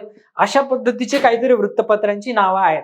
हे प्रत्येक ठिकाणी लॉजिक बरोबर ठरणार नाही, परंतु काही ठिकाणी हे लॉजिक लावून तुम्हाला उत्तर शोधता येतील. बघा, ज्ञानाचा उदय होणार आहे आता. ठीक आहे. ज्ञानोदय ख्रिस्ती मतांचा पुरस्कार करणारे 1842 मध्ये सुरू झालेला आहे. हेनरी व्हॅलेंटाईन झाले ते टाईप करताना, हेनरी व्हॅलेंटाईन यांनी सुरू केलेला आहे. त्याचं हेडक्वार्टर, कार्यालय जे आहे ते अहमदनगरला आहे. अहमदनगर. ठीक आहे. अहमदनगरला अमेरिकन मराठी मिशन जे होतं ते अमेरिकन मराठी मिशनचं हेडक्वार्टर, कार्यालय जे ते अहमदनगरमध्ये होतं. अमेरिकन मराठी मिशनचं कार्यालय. ठीक आहे. हे वृत्तपत्र जे आहे ते मराठी आणि इंग्रजी या दोन्ही भाषेतून महाराष्ट्रामध्ये चालू आहे. मराठी आणि इंग्रजी. बघा, इथे भारतामध्ये युरोपियन लोकांनी ख्रिस्ती धर्माचा प्रसार आणि प्रचार करण्यासाठी मराठी भाषा आत्मसात केली. मराठी भाषेचं पहिलं व्याकरण कोणी लिहिलंय? डॉक्टर विल्यम कॅरी मिशनरी आहेत बघा. मराठी भाषेचं पहिलं व्याकरण त्यांनी तयार केलेलं आहे. मराठी भाषेत बायबलचं ट्रान्सलेशन केलेलं आहे. मराठीमध्ये बायबल ट्रान्सलेट करून हे लोक जे ते प्रसार करतात. म्हणजे काय? धर्माचा प्रसार करण्यासाठी तुम्हाला इथल्या स्थानिक परंपरा असतील, भाषा असतील, कल्चर असेल, हे अवगत करणं गरजेचं आहे. नंतर त्याच्यामध्ये तुम्ही टीका करून तुमचा धर्म जो आहे तो प्रचार प्रसार करू शकतो. तर ख्रिस्ती मिशनऱ्यांनी पहिलं काम काय केलंय? भाषा आत्मसात केलेली आहे. ठीक आहे. पंडिता रमाबाई देखील असतील. त्याच्यानंतर पुण्यामध्ये जे इथे लक्ष्मीबाई टिळक आहेत बघा. स्मृतिचित्रे नावाचा ग्रंथ, स्मृतिचित्रे, नारायण वामन टिळक, नावा टिळक यांच्या त्या पत्नी होत्या. स्मृतिचित्रे हे त्यांचं आत्मचरित्र आणि मराठी साहित्यामध्ये एक माइलस्टोन ठरणारं हे लेखन आहे स्मृतिचित्र. म्हणजे असं म्हणतात की मराठी साहित्याचा अभ्यास करणाऱ्या प्रत्येक व्यक्तीने, मराठी साहित्याची समीक्षा ज्याला आपण म्हणतो टीका जे आहे त्याचा अभ्यास करणाऱ्या प्रत्येकाने स्मृतिचित्र वाचलंच पाहिजे. लक्ष्मीबाई टिळक, राईट, ख्रिस्ती धर्म स्वीकारलेला आहे. आधी त्यांच्या पतीने म्हणजे नारायण वामन टिळक, नावा टिळक यांनी ख्रिस्ती धर्म स्वीकारला होता आणि त्यांचा अपूर्ण राहिलेला ग्रंथ देखील लक्ष्मीबाईंनी पूर्ण केला, स्मृतिचित्र. सो मिशनरींनी स्थानिक भाषा ज्या आहे त्या अवगत करून धर्माचा जो प्रसार आणि प्रचार जो आहे तो केलेला आहे. मग आपल्याला इथं काय दिसतंय बघा, इंग्रजी आणि मराठी या दोन्ही भाषेतून, कारण इथल्या स्थानिक लोकांना इंग्रजी देखील शिकवायचंय, ज्ञान लवकर देण्यासाठी इंग्रजी देखील शिकवायचंय, म्हणून ख्रिस्ती हे वृत्तपत्र जे आहे ते इंग्रजी मराठीमधून आहे. त्याच्यानंतर अमेरिकन मिशनरी जे आहेत त्यांनी हे सुरू केलेले आहे. भारतामध्ये जे मिशनरी आपण बघितलं बघा, भारतामध्ये 1813चा जो चार्टर ऍक्ट झाला, ह्या चार्टर ऍक्ट नंतर भारतामध्ये मिशनरीना धर्माचा प्रचार आणि प्रसार करण्याची कायदेशीर परवानगी मिळाली. त्याच्या आधी काय होतं, मिशनरी सैन्याबरोबर व्यापाऱ्यांबरोबर भारतात यायचे, चोरी छुपे प्रचार प्रसार करायचे. इंग्रज हे व्यावहारिक दृष्ट्या कुशल आहेत, प्रॅग्मॅटिक त्यांना मानलं जातं. त्यांचं काय म्हणणं होतं की आम्ही इथे व्यापार करायला आलोय, व्यापारामध्ये अडचण ठरणारी एकही गोष्ट आम्हाला करायची नाही. 1813 साल उजाडलं ब्रिटिशांना मिशनरीना इथे परमिशन देण्यासाठी. आले कधी 1757 प्लासी, 1764 बक्सार, त्याच्यानंतर मराठ्यांचे युद्ध 1818चं शेवटचं युद्ध, म्हैसूरचं 1799चं शेवटचं युद्ध आहे, शिखांचं 1848 पर्यंत 48-56 युद्ध आहे. तर ह्या काळामध्ये म्हणजे फार लेट जे आहे ते मिशनरीना धर्माचा प्रचार आणि प्रसार करण्याची परमिशन भारतामध्ये दिली गेली होती. ठीक आहे. अमेरिकन मिशनरी, भारतामध्ये जे मिशनरी आले त्यामध्ये आपल्याला प्रोटेस्टंट मिशनरी जास्त दिसतात. प्रोटेस्टंट मिशनरी सुरुवातीला जास्त आलेले आहेत. ठीक आहे. प्रोटेस्टंट पंथ जे आहे, मार्टिन लुथर जे आहे त्यांनी तो सुरू केलेला आहे प्रोटेस्टंट पंथ.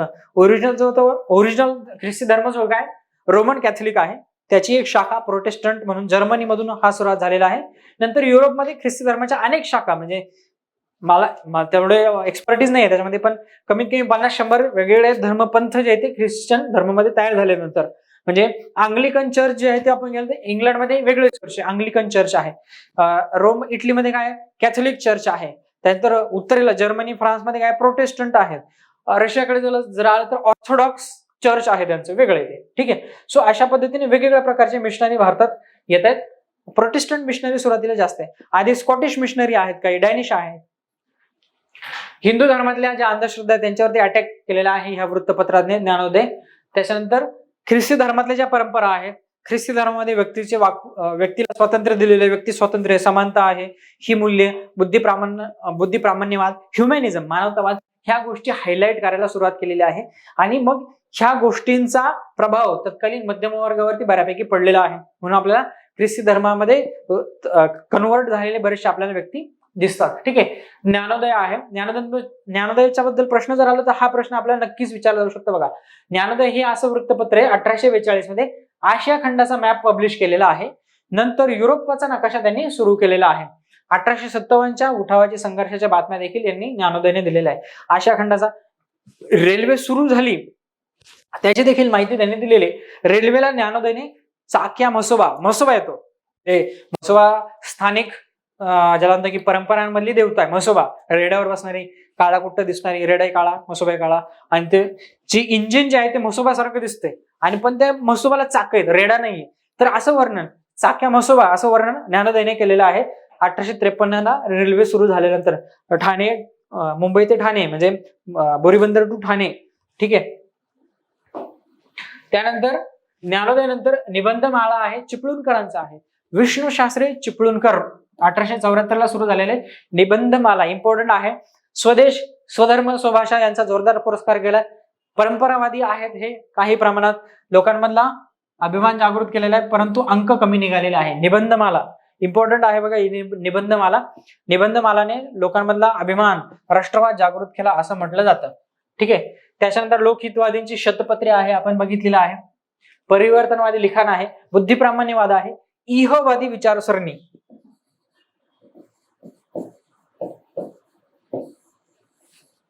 लोकहितवादी, आगरकर असतील, हे सगळे इहवादी विचारसरणी इथे रुजू करायला बघतात. इहवादी म्हणजे काय, आता जे आहे ते मेल्यानंतर स्वर्ग, नरक काय ते असेल ते नंतरची गोष्ट आहे.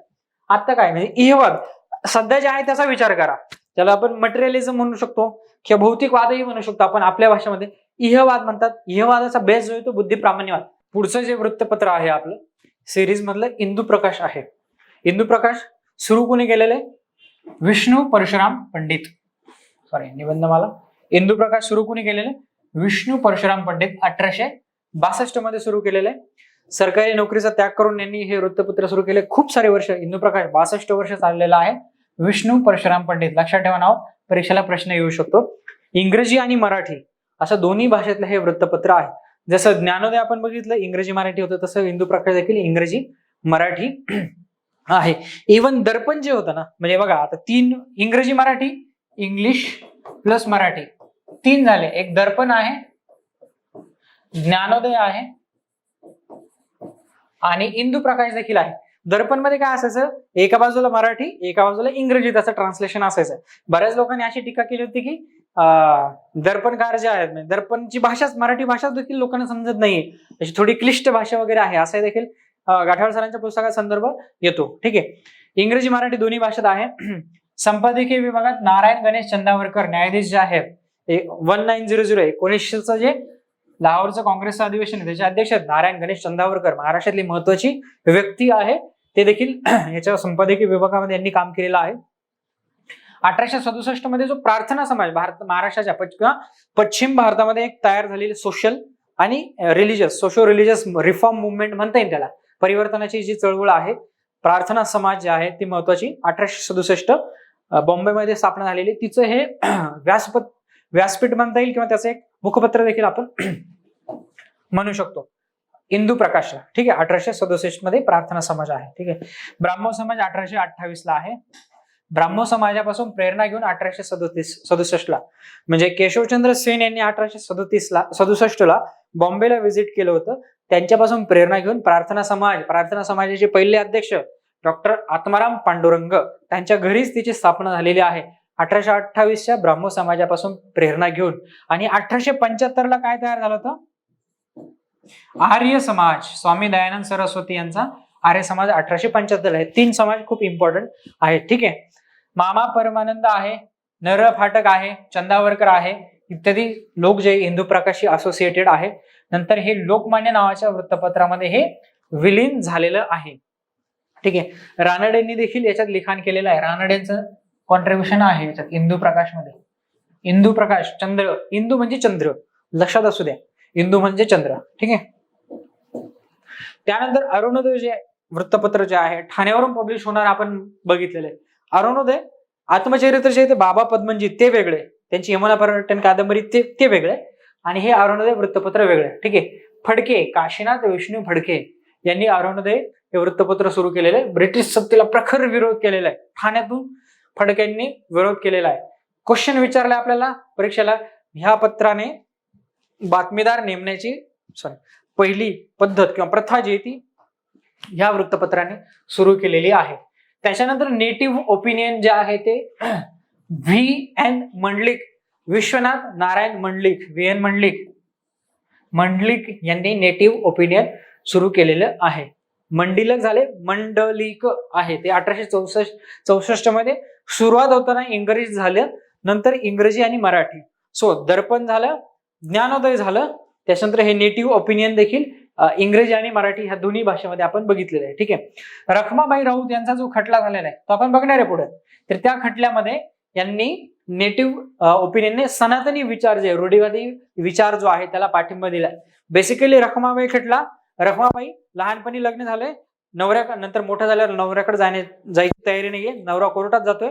सुरुवातीचं कोर्ट रखमाबाईच्या बाजूने निकाल देते, नवरा उच्च न्यायालयात जातोय, उच्च न्यायालयात रखमाबाईच्या अगेन्स्ट निकाल जातोय. ह्या सगळ्या गोष्टीमध्ये सनातनी विचार म्हणजे काय, रखमाबाईने नवऱ्याकडे नांदायला गेलंच पाहिजे हा सनातनी विचार, त्याला पाठिंबा नेटिव्ह ओपिनियनने दिलेला आहे. एका पानावरती हायकोर्टाचे निवाडे द्यायचे क्वेश्चन विचारलेलं आहे. कुठलं वृत्तपत्र असं आहे की जे एका पानावर हायकोर्टाचे न्यायाधीश निवाडे द्यायचे? Native opinion. लक्षात ठेवायला सोपे बघा, न्यायाधीश किंवा न्याय जे आहे, न्यायाचे निवाडे, व्हर्डिक्ट आणि ओपिनियन असं काहीतरी लक्षात ठेवा तुम्ही. ठीक आहे. त्यानंतर पुढचं जे आहे ते दीनबंधू. दीनबंधू शब्द जर आला तर सत्यशोधक नाव, समाज, चळवळ आपल्या डोळ्यासमोर आली पाहिजे. दीनबंधू जे आहे ते कृष्णराव भालेकर, महात्मा फुलेंचे सत्यशोधक समाजामधले सहकारी फेमस आहेत. कृष्णराव भालेकर पुण्यामधून 1877 ला दीनबंधू सुरू केलेले. सत्यशोधक समाजाचं बरचसं काम जे आहे ते पुण्यामध्ये सुरुवात झालेली आहे, नंतर मुंबईमध्ये गेलेलं आहे. मुंबईमध्ये बरेचसे महात्मा फुलेंचे सहकारी जे त्यांनी कॉन्ट्रीब्युशन केलेलं आहे, आर्थिक मदत देखील केलेली आहे. कशावरती काम केलेले? शेतकऱ्यांचा कर्जबाजारीपणा, शेतकऱ्यांच्या समस्या याच्यावरती उजेड जो येतो ह्या वृत्तपत्राने पाडलेला आहे. ठीक आहे. सक्तीचं प्राथमिक शिक्षण द्या, ह्या गोष्टी मांडलेल्या आहेत. 1890 ला मुंबईत स्थलांतर झालेलं आहे. 77 नंतर मुंबईमध्ये गेलेले आहेत. नंतर मुंबईमध्ये नारायण मेघाजी लोखंडे, NM लोखंडे, महाराष्ट्रातील कामगार चळवळीचे जनक NM लोखंडे, ते नंतर याचे संपादक झालेले आहेत. त्याच्यामुळे 2 नावं, म्हणजे बऱ्याच कन्फ्युजन होतं बघा. बऱ्याच तुम्हाला दिसतं दीनबंधू एका ठिकाणी संपादक वाचले कृष्णराव भालेकर, एका ठिकाणी लोखंडे वाचले. मग काय आहे?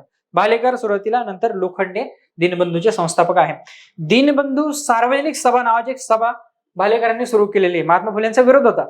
जशी सार्वजनिक सभा, सोशल कॉन्फरन्स नावाची एक सभा आहे, एक संघटना आहे पुण्यामध्ये, रानडेंचं कार्य आहे त्याच्यामध्ये, तशीच एक सभा दीनबंधू सार्वजनिक सभा कृष्णराव भालेकर यांनी सुरू केलेला, अर्थात महात्मा फुलेंचा त्याला विरोध होता.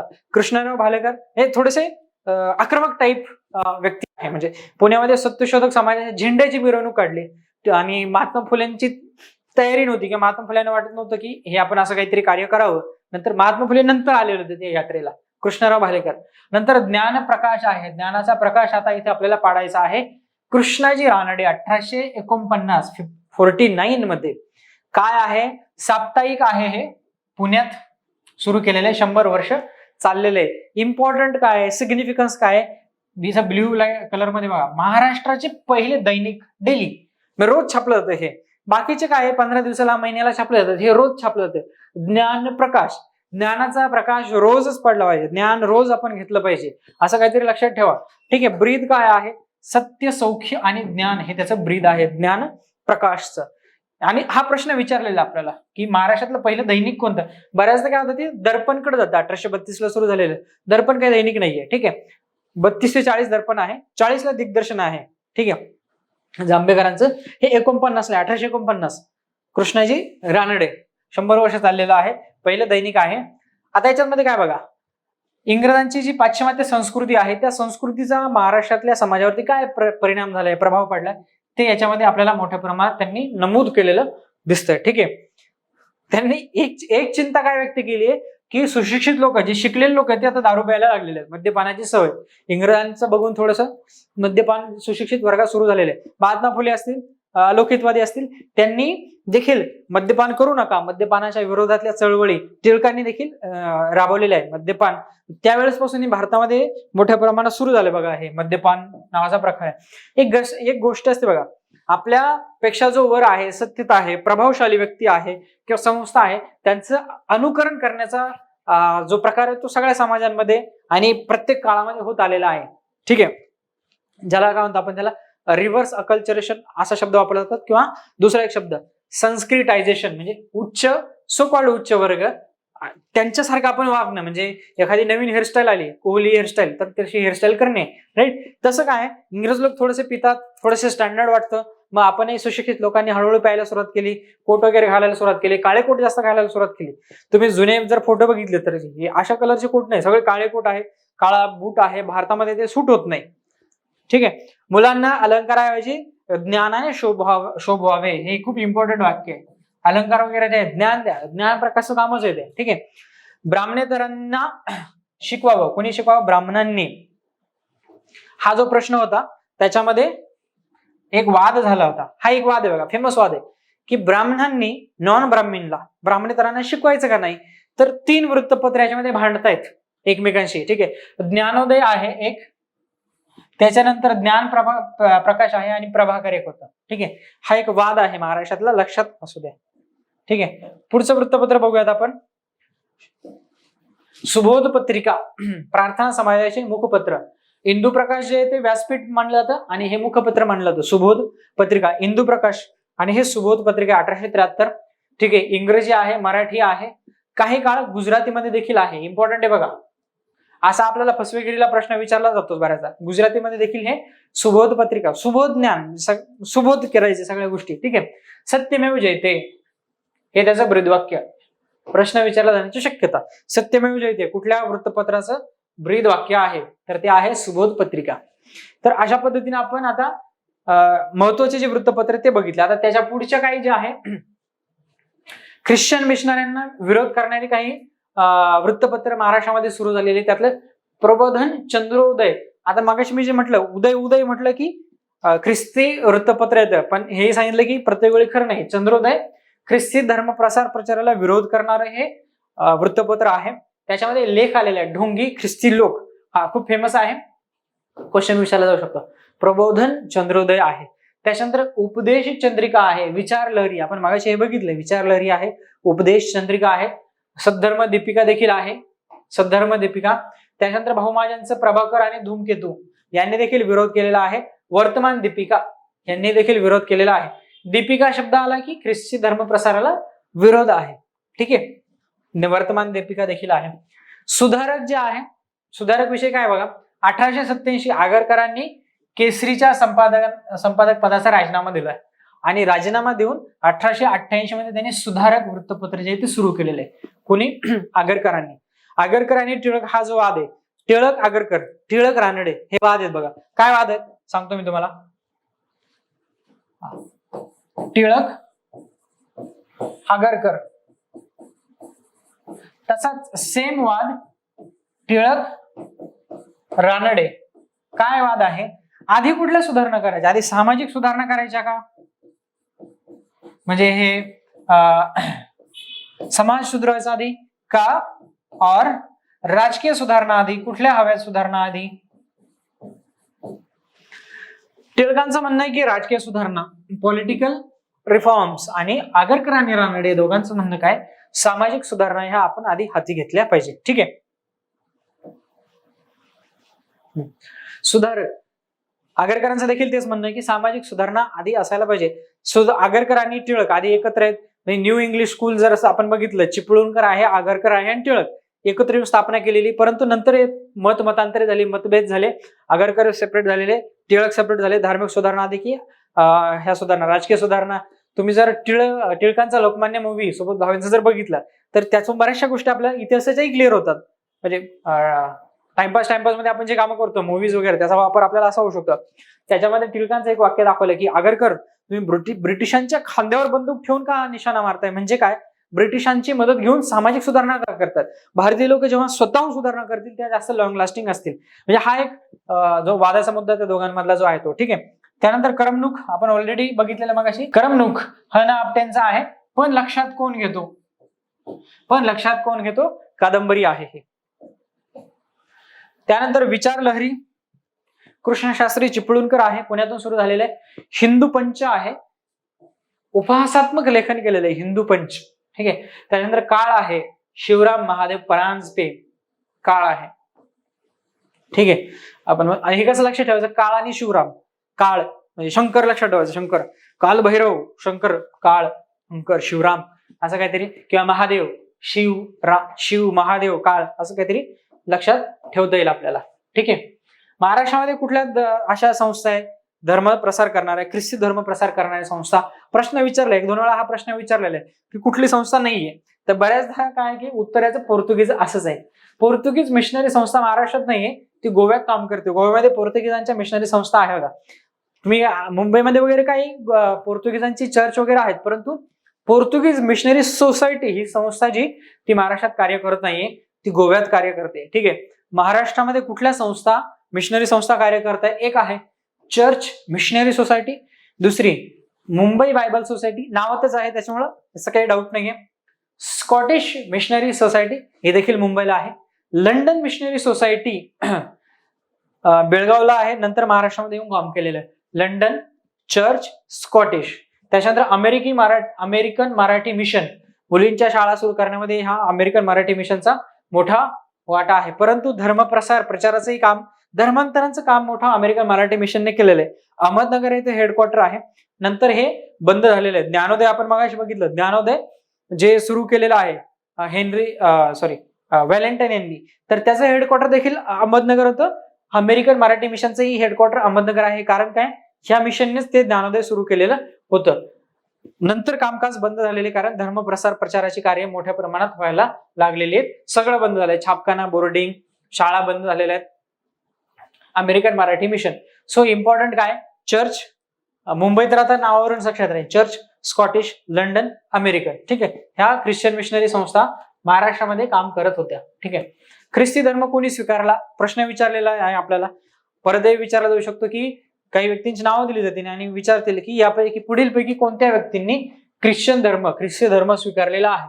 विष्णू भास्कर करमकर, त्याच्यानंतर विष्णू भास्कर करमकर, रामकृष्ण विनायक मोडक, नारायण शेषाद्री प्रकरणे दर्पण मध्ये त्याचा उल्लेख येतो. जांभेकरांच्या जीवनामध्ये शेषाद्री प्रकरण झालं होतं. शेषाद्री म्हणजे काय? शेषाद्री नावाची एक आडनाव आहे. एक ब्राह्मण आहे शेषाद्री, त्यांना 2 मुले, एक नारायण आणि दुसरा श्रीपती आणि नारायण हे 2 मुलं आहेत आणि दोघंही मिशनरी शाळेमध्ये शिकतात. त्यापैकी नारायण शेषाद्रीने ख्रिस्ती धर्म स्वीकारला आणि भावाने श्रीपतीने देखील ख्रिस्ती धर्म स्वीकारायची तयारी दाखवली. मग जांभेकरांनी हस्तक्षेप केलेल्या सुप्रीम कोर्टाकडे गेले. श्रीपतीचा ताबा स्वतःकडे घेतला, वडिलांक दिला, शाळेतून काढून घेतलं. आणि परंतु तरी सनातनी जे लोक आहेत ते श्रीपतीला त्यांच्या घरात राहू देत नाही. कारण काय, श्रीपती बरेच दिवस मिशनऱ्यांच्या बरोबर राहिलेले आहेत, त्याच्यामुळे ते बाटले हा शब्द वापरला गेला. जांभेकरांनी यांचे सोकॉल्ड शुद्धी देखील केलेली शेषाद्री. ते शेषाद्री प्रकरण म्हणजे काय, श्रीपती शेषाद्री यांना ख्रिस्ती होऊ न देणे आणि नारायण त्यांचे बंधू नारायण शेषाद्री ख्रिस्ती धर्म स्वीकारलेला आहे. सगळ्यात फेमस ख्रिस्ती धर्म स्वीकारणाऱ्यांमध्ये बाबा पद्मनजी, राईट, ख्रिस्ती लोकांमध्ये फार फेमस आहे. पंडिता रमाबाई, नीलकंठ शास्त्री गोहे झाले गोरे, नारायण वामन टिळक, लक्ष्मीबाई टिळक यांचे पती, गोविंदराव काणे, बाळा गोपाळ जोशी. ठीक आहे, ही नावं आहेत, याची काहीतरी ट्रिक करा, लक्षात ठेवा. 2 वेळा बाळा दिसते बघा, बाबा आहे, त्याच्यानंतर बाळा आहे, बाबा आहे, बाळा आहे, पंडित आहे, नारायण. जनरली देवांची नावे बघा, विष्णू, राम, नारायण, नीलकंठ, नारायण. जसं की नारद मुनी येतात, नारायण आहे. त्याच्यानंतर गोविंद आहे, विष्णू आहे, राम आहे, नारायण आहे, नीलकंठ आहे, बाळा आहे आणि बाबा आहे. बाळा बाबा बाकीचे सगळे देव. महाराष्ट्रातले गाढवाल सरांच्या पुस्तकात स्टेटमेंट आहे की महाराष्ट्रातल्या प्रॉमिनंट समाज सुधारकांनी ख्रिस्ती धर्म स्वीकारला नाही. त्यांना स्वतःच्या धर्माचा अभिमान होता. स्वतःच्या धर्मातल्या वाईट गोष्टी दूर करा, स्वतःचा धर्म शुद्ध करा. अपवाद याला पंडिता रमाबाईंचा या समाज सुधारक होत्या आणि त्यांनी ख्रिस्ती धर्म स्वीकारला होता. मुक्ती सदन, बातमी सदन, त्यानंतर सदानंद सदन, केडगावला जो आश्रम आहे पंडिता रमाबाईंचा, सरस्वती त्यांना म्हटलं जातं. ठीक आहे, ख्रिस्ती मिशनऱ्यांचं काय कार्य आहे ते आपण बघणार आहोत. आता शैक्षणिक कार्य बघूयात. आधी मुलींसाठी शाळा काढल्या मुंबईमध्ये. पहिली शाळा जी आहे ती 1824 मध्ये मुंबईमध्ये मुलींसाठी शाळा काढली गेलेली अमेरिकन मराठी मिशनने. 1824 मुंबईमध्ये मुलींसाठी स्वतंत्र शाळा काढली महाराष्ट्रात पहिली 1824 मध्ये. त्याच्यानंतर 1836 बोर्डिंग स्कूलची स्थापना झालेली आहे. ठीक आहे, डॉक्टर विल्सन यांचा पुढाकार आहे. पुणे शहरात शाळा सुरू केलेल्या आहे. फ्री चर्च विद्यालय मुंबईमध्ये सुरू झालेलं आहे. ग्रामीण भागामध्येही देखील कार्य आहे. अमेरिकन मराठी मिशन मुख्यालय अहमदनगर आहे. अमेरिकन मराठी मिशन ग्रामीण भागात जास्त कार्य केलेलं आहे. शैक्षणिक कार्याबरोबरच वर्तमानपत्र, वृत्तपत्र, वाङ्मय, लिटरेचर याच्यातही काम केलेलं आहे. 1817 बायबलचं मराठीत भाषांतर अमेरिकन मराठी मिशनच्या लोकांनी केलेलं आहे. मराठी भाषेचं व्याकरण लिहिलेलं आहे. शब्दकोश तयार केलेला आहे. डॉक्टर विल्यम कॅरी मराठी भाषेचं व्याकरण 1805 साली तयार केले. म्हणजे अजून दुसरं मराठा युद्ध होऊन 2 वर्ष झाले. त्या काळात शिंदे, भोसले, होळकर त्या काळात हे व्याकरण तयार करण्याचं काम केले गेलेले आहे. आणि भारतीय लोक ह्या गोष्टीकडे बघा, परकीय सत्ता भारतात पेनिट्रेट करते, भारतीय लोकांचं लक्षच नाहीये. आणि येणाऱ्या सत्ता भारतीय लोकांचा खूप सारा अभ्यास करतात. भारतीय लोकांचा पहिला इतिहास ब्रिटिशांनी लिहिला, James mill, history of British India. Bharat 1817 पहिला इतिहास लिहिलाय. आपण बघितलं हिंदुस्थानचा इतिहास लिहिलाय, परत माल्कमने लिहिलेला आहे, एल्फिन्स्टनने लिहिलाय, लोकहितवादींनी नंतर लिहिलेलं जरा आता. ठीक आहे, इंग्रजी मराठीचा एक कोश डिक्शनरी देखील तयार केलेली आहे. ख्रिश्चन उपदेशक आहे काही, जॉन विल्सन आहे, मरे मिशेल आहे, जेम्स मिशेल आहे, जॉन ईस्टवेन्सन असे काही महत्वाचे आहेत. ख्रिश्चन मिशनरी काय कुठली कार्य करतात, गरीब, त्यानंतर आदिवासी, दलित यांच्यासाठी शैक्षणिक असतील, आरोग्याची कामं असतील, आर्थिक मदत असेल, तर ही सगळी कामं करून ख्रिश्चन मिशनरींनी म्हणजे सर्व्हिस, सेवा देऊन कन्व्हर्जन जे आहे ते केलेले आहेत. ठीक आहे, इन्फ्रास्ट्रक्चर विषयी आपण थोडंसं डिस्कस करूयात. भारतामध्ये कसं कसं इन्फ्रास्ट्रक्चर डेव्हलप होत गेलेले. 1848 ते 56 आपण बघितले, लॉर्ड डलहौसी ब्रिटिश साम्राज्याचा शिल्पकार म्हटलं जातं, फाउंडर ऑफ मॉडर्न इंडिया म्हटलं जातं. कारण काय की रेल्वे, पोस्ट आणि टेलिग्राफ डलहौसीच्या काळात सुरू झालेले. रेल्वे 1853, पोस्ट आणि तारायंत्र टेलिग्राफ 1854-56च्या आसपास तयार झालेलं आहे. ठीक आहे, 1853 पहिली रेल्वे जी आहे ती धावलेली आहे मुंबई ते ठाणे. ठीक आहे, बोरीबंदर ते ठाणे 1853 ही रेल्वे सुरू झालेली आहे असं म्हणतात. म्हणजे एक अल्टरनेटिव्ह हिस्ट्री म्हणण्यापेक्षा खोलात जाऊन जर इतिहास जर बघितला तर डलहौसी पेक्षा महाराष्ट्रीयन किंवा मराठी माणूस जगन्नाथ शंकर शेठ, नाना शंकर शेठ यांचं जास्त कॉन्ट्रीब्युशन आपल्याला ह्या रेल्वेच्या निर्मितीमध्ये दिसतं. कसं दिसतं की त्यांनी आधी सांगितलं की रेल्वे महाराष्ट्रात भारतात आली पाहिजे. मग त्यांनी जमशेदजी जिजुभाई यांच्याकडे गेलेले आहेत. त्यांनी मिळून एक रेल्वेची कंपनी काढलेली आहे. त्याच्यात काही ब्रिटिश लोक येऊन मिसळलेले आहेत. पेनिन्सुलर रेल्वे कंपनीची स्थापना केलेली आहे. 1840 नंतर कंपनीने सरकारकडे प्रस्ताव दिला की भारतात अशी रेल्वे आम्हाला तयार करायची. 1823 मध्ये मँचेस्टर टू लिव्हरपूल पहिली रेल्वे धावली 1823 आणि प्रायोगिक तत्वावरती होती ती. फायनल 1830 ला झाली आणि लगेच 20 वर्षाच्या गॅप नंतर भारतामध्ये रेल्वे आली. ठीक आहे. अमेरिकेत नंतर गेलेली, जपानमध्ये नंतर आहे, भारतामध्ये आधी रेल्वे आलेली आहे आपल्याकडे 1853. आणि जो पहिला प्रवास झाला त्याच्या पहिल्या प्रवासामध्ये नाना शंकर शेठ असतील, त्यांना गोल्डन पास दिला गेला होता. 18 कंपार्टमेंट होते त्या पहिल्या रेल्वेला. त्याला 3 इंजिन होते. तो प्रश्न विचारलाय 3 इंजिन कुठले पहिल्या रेल्वेला? सिंध, साहिब, सुलतान. सिंध, साहिब, सुलतान असे 3 इंजिन जे होते ते पहिल्या रेल्वेला. मुंबई ठाणे पहिला रेल्वे मार्ग. नंतर कलकत्ता ते राणीगंज हा दुसरा रेल्वे मार्ग आहे. ब्रिटिशांनी रेल्वेचा वापर कशासाठी केला? कशासाठी रेल्वे आणली? एक, अंतर्गत केंद्र म्हणजे देशाच्या आतमध्ये, भारताच्या आतमध्ये जे काही सेंटर्स आहे, व्यापारी सेंटर, त्यांना पोर्ट सिटी बंदरांबरोबर कनेक्ट करायचं. म्हणजे कच्चा माल तिथून मुंबईला आणायचा, मुंबईवरून एक्सपोर्ट करायचा. पक्का माल मुंबईला आणायचा, मुंबईवरून डिस्ट्रीब्यूट करायचा. त्यासाठी रेल्वे वापरली गेली. आणि म्हणून बघा आतली शहरं जोडली जातात. ऍक्च्युली मुंबई ठाणे हा जो मार्ग आहे तो मुंबई कल्याण होणार होता, पण पहिला टप्पा मुंबई ठाणे आहे. नंतर ते मुंबईला कनेक्ट केलेले आहे. इथं बघा कलकत्त्याला कनेक्ट केलेले आहे. म्हणजे आर्टिफिशियल जे बंदर आहे कलकत्ता ब्रिटिशांनी तयार केलेलं हुगळी नदीच्या काठावर. तर ते राणीगंज इथं सगळं खनिज वगैरे हा जो पट्टा आहे खनिजांचा राणीगंज आहे. ठीक आहे. त्यानंतर मद्रास ते आर्काट, आर्काटचा नवाब, फ्रेंच कर्नाटक युद्ध जे आहे, French Wars, Anglo French Wars, Madras ते आर्काट रेल्वे मार्ग आहे. ठाणे ते कल्याण 1854 पुढच्या वर्षी. म्हणजे मुंबई ते कल्याण असा होता तो, मुंबई ठाणे कल्याण असा झालेला आहे. ठीक आहे. महाराष्ट्रामध्ये काय 1858 ला पुणे खंडाळा झालेला आहे. 1861 पुण्यावरून खंडाळ्याला, नंतर मुंबई नाशिक झालेला आहे. 1868 मध्ये बोरघाटाचं काम सुरू झालेलं आहे. 62 ला जळगाव, 63 ला भुसावळमध्ये रेल्वे पोहोचलेली आहे. 1870 ला 2 मोठी शहरं मुंबई आणि कोलकाता जोडले गेलेली आहे. इम्पॉर्टंट आहे बघा, थोडं निग्लेक्ट होतं पण 1870 साल आलेले मोठं डिस्टन्स कव्हर केलेलं आहे रेल्वेने. 1905 मध्ये रेल्वे मंडळ, रेल्वे बोर्ड स्थापन झालेला आहे. याच्यावर देखील क्वेश्चन विचारला जाऊ शकतो. रेल्वे बोर्ड कधी स्थापन झालेला आहे? रेल्वेविषयी एक महत्वाचं वैशिष्ट्य काय? रेल्वे ह्या खाजगी पैशातून बांधल्या गेलेल्या आहे, सरकारी कंपनीच्या पैशातून बांधल्या गेलेल्या नाहीये. म्हणजे प्रायव्हेट इन्व्हेस्टर येतात, इन्व्हेस्ट करतात, भरपूर सारा पैसा भारताच्या बाहेर नेत आहे. दादाभाईने जी इकॉनॉमिक ड्रेन थेअरी मांडली त्याच्यामध्ये हा मुद्दा येतो की रेल्वेमधून देखील तुम्ही आमचा पैसा नेलाय. रेल्वेमध्ये इन्व्हेस्टमेंट केली तर तुम्हाला 99 वर्ष 5% लाभांशाची गॅरंटी देखील कंपनी द्यायची 99 वर्षासाठी. आणि 99 वर्षाच्या आधी तुम्ही कॉन्ट्रॅक्ट रद्द केलं तर 99 वर्षात तुमचा जेवढा प्रॉफिट झाला तो तेवढा तुमचा, प्लस तुम्ही ती रेल्वे उभारण्याला जो काही कॅपिटल खर्च केलेला आहे तो देखील तुम्हाला मिळायचा. प्रचंड पैसा भारतातून ब्रिटिशांनी इन्व्हेस्टर्सने नेलेला आहे. लोहमार्ग तयार करण्याचा कॉन्ट्रॅक्ट कोणाला दिलेले? East India railway company, great Indian peninsular railway company. 99 वर्ष 5% लाभांशाची हानी. सैन्याचे ज्ञान जे आहे ते सवलतीमध्ये करायचे सांगितलेले. आणि टपाल पोस्ट जे आहे ते फ्रीमध्ये न्यायचे कारण त्याचं काही वजन नाहीये रेल्वेने, असं ठरलेलं आहे. ठीक आहे. म्हणजे आपण इन्फ्रास्ट्रक्चर देखील बघितलेलं आहे. रेल्वे आपण बघितलेला आहे. 1854 ला पोस्ट ऑफिस कायदा झालेला आहे, डलहौसीने केलेला आहे. अर्ध्या पैशात तुम्ही कुठेही भारतामध्ये पत्र पाठवू शकता. ठीक आहे. पेनी पोस्टेज नावाची सिस्टीम सुरू केलेली आहे.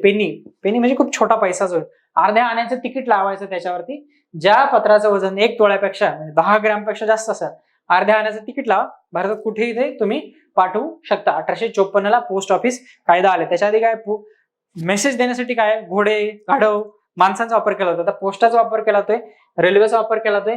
त्याच्याही पुढे जाऊन टेलिग्राफ जी सेवा आहे, टेलिग्राफ तार सेवा जी आहे ती सुरू झाली.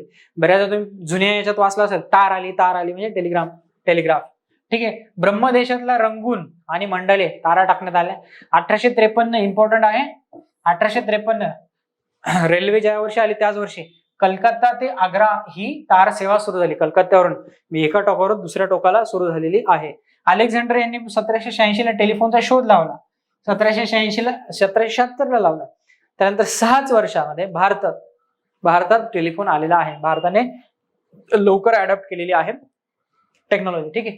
नेक्स्ट सेशन मध्ये आपण समाज सुधारकांविषयी स्टडी करणार आहोत.